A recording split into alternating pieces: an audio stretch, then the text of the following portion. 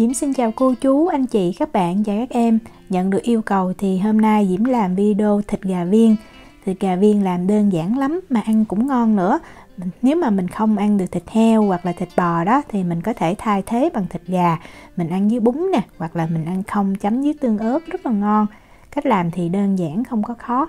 Bây giờ mình cùng vào bếp làm món thịt gà viên với Diễm nha.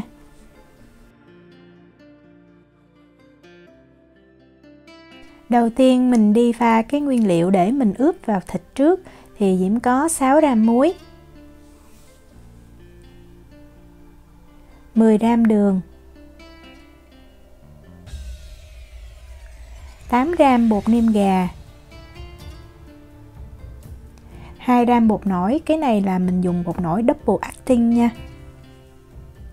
40 gram tinh bột khoai tây, 20 gram nước lạnh, mình nên dùng nước thật lạnh ha, và 24 gram dầu ăn. Mình khuấy cho hỗn hợp ướp vào thịt này thật là đều. Nếu mà mình không tìm được tinh bột khoai tây á, mình có thể sử dụng tinh bột bắp hoặc tinh bột năng ha. Đó, mình thấy nó tan đều như vậy là được. Bây giờ Diễm đi giới thiệu về thịt. Thì thịt á, Diễm sẽ sử dụng thịt gà xay sẵn. Cái này mình mua ở trong siêu thị ha, Diễm mua ở Mini nè. Và khi mua thịt xay sẵn mình nên lưu ý là nó không có thêm nước và muối nha. Tại vì nếu có muối thì làm theo công thức này sẽ bị mặn. Và mình sử dụng thịt đùi gà. Ở đây thịt đùi gà của nó là 98%, còn lại 2% là nước. Vì vậy lúc mà cái lượng nước Diễm cho vào rất là ít. Cái này thì mình lưu ý trong cái thành phần mà trên cái hộp thịt gà nó có ghi ha. Diễm sẽ đi lấy một cái túi ni lông. Cái này là túi dành cho cất vào trong tủ đông đá 6 lít đó. Rồi Diễm múc thịt Diễm cho vào. Với công thức này thì mình cần 800 gram ha. Mình khuấy cái hỗn hợp đều lên một lần nữa rồi mình cho vào trong túi thịt. Sau đó mình sẽ bóp cho cái hỗn hợp gia vị này nó thấm đều vào trong thịt. Quan trọng là nó thấm đều ha, không cần phải bóp hay nhồi cho nó lâu đâu. Sau khi nước đã thấm đều hết vào thịt thì mình sẽ dàn ra thịt mỏng. Để tiết kiệm thời gian cất vào trong tủ đá đó thì mình nên dàn mỏng, cái độ dày nó khoảng cỡ từ 2 cho tới 3 cm ha. 2 cm thì Diễm thấy được. Và sau đó mình sẽ mang mình cất vào trong tủ đông đá nha. 2 tiếng thì mình lấy ra mình làm. Đây là thịt mà Diễm đã cất vào trong tủ đông đá 2 tiếng thì nó đã đông đá và nó dẻo như vậy. Sẽ có chỗ nó cứng đó. Đây nó cứng thì mình sẽ bẻ ra nhỏ nha. Như vậy giúp cho mình bỏ vào trong cái máy xay hoặc là cái máy quết đó, nó sẽ dễ dàng hơn. Hôm nay Diễm sẽ sử dụng cái máy quết để Diễm quết, còn nếu mà mình không có máy quết thì mình cứ lấy máy xay mình xay thôi. Cái cách xay thì Diễm cũng đã có chia sẻ trong nhiều video trước rồi. Bật máy lên để quết đó, mình sẽ bật ở cái tốc độ là thấp nhất. Cái này cái máy của Diễm nó có 6 số thì Diễm bật chưa tới số 1 luôn á. Tức là vừa cho cái máy nó chạy là được. Tại vì lúc này nếu mà mình bật mạnh quá thì dễ bị hư máy, tại vì thịt nó còn rất là cứng.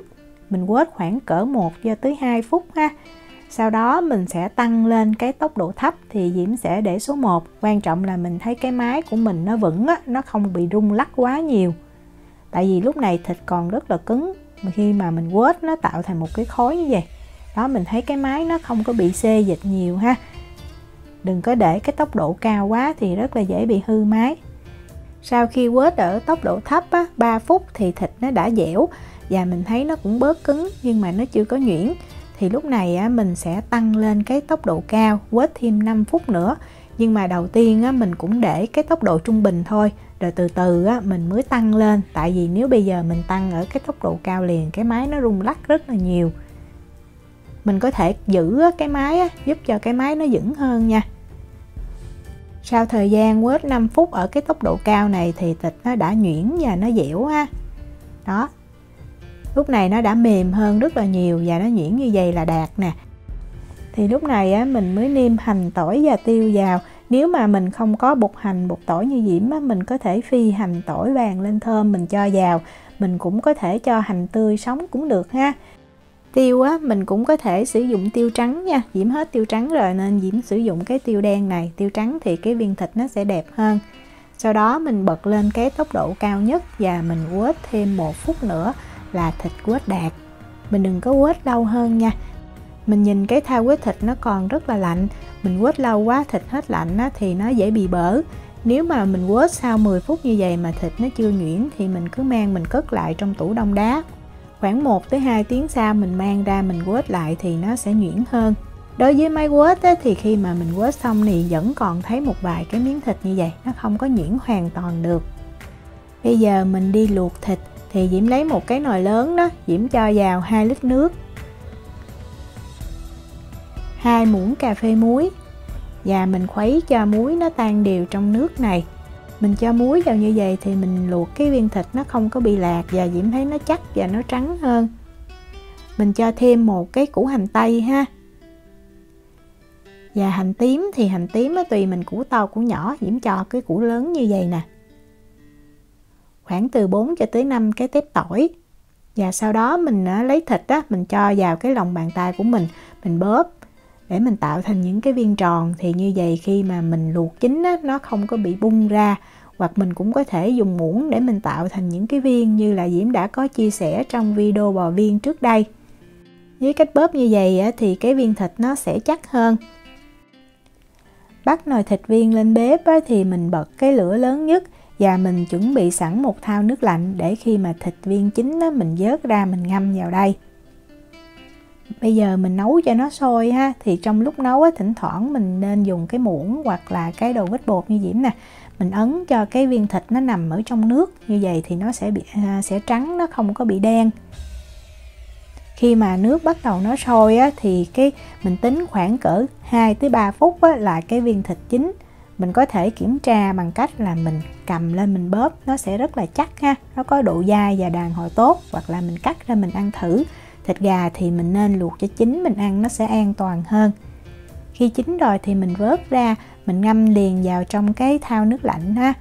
Và lúc ngâm á, mình lưu ý là mình luôn ngâm cái viên thịt cho nó trong nước. Như vậy á, nó sẽ không có bị thâm đen, nó trắng rất là đẹp. Và mình để cho thật nguội rồi mình hãy vớt ra nha. Nồi nước luộc thịt á, thì mình nêm nếm lại ha, cho thêm tí xíu muối, tí xíu bột nêm gà để mình làm nước lèo cho bánh canh nè, hoặc là hoành thánh, hoặc là mì hủ tiếu, Diễm thấy rất là ngon. Thịt viên đã nguội rồi, để Diễm lấy lên cho mình xem. Rất là dai ha, và ăn á, cũng giống như bò viên luôn. Nếu mà mình không ăn được thịt bò, thịt heo thì mình cứ làm như vậy để mình nấu bún mọc hoặc là phở gà, ngon lắm. Cắt ra bên trong ha. Tùy mình thích, mình có thể ăn thịt viên luộc như vậy, hoặc là để thơm hơn á, thì mình sẽ mang mình đi chiên. Bích Tu nhà Diễm á, thì nó thích ăn chiên lên, tại vì nó thơm. Thì chiên á, mình không cần cho dầu nhiều ha, chỉ cho dầu á, khoảng cỡ từ 1 cho tới 2 cm thôi trong cái chảo của mình đó. Rồi mình để cái lửa lớn tí xíu ha. Khi mà mình thử cái đầu đũa mình thấy nó nổi những cái bọt khí như vậy thì mình cho cái gà viên và mình chiên. Và lưu ý á, gà mình phải vớt ra mình để cho nó ráo nước ha, tại vì có nước chiên nó dễ bị văng đó. Và mình chiên ở cái lửa trung bình, mình đảo thật là đều cho tới khi mà mình thấy cái viên gà nó căng và nó chuyển sang cái màu vàng nhạt là mình vớt ra. Đừng có chiên lâu quá thì nó bị khô không có ngon nha. Đó, như vậy thì mình vớt ra được, vớt ra nó sẽ vàng thêm tí xíu nữa. Và khi ăn á, mình có thể chấm tương ớt nếu mình ăn cay, còn mấy mình chấm với tương ớt ngọt như vậy nè, rất là ngon. Diễm chúc cô chú, anh chị, các bạn và các em thành công với món gà viên này. Nếu mà có thắc mắc gì thì cứ để lại lời nhắn hoặc là gửi tin nhắn cho Diễm. Diễm cảm ơn sự quan tâm theo dõi video rất là nhiều. Hẹn gặp lại trong những video tiếp theo. Chào tạm biệt.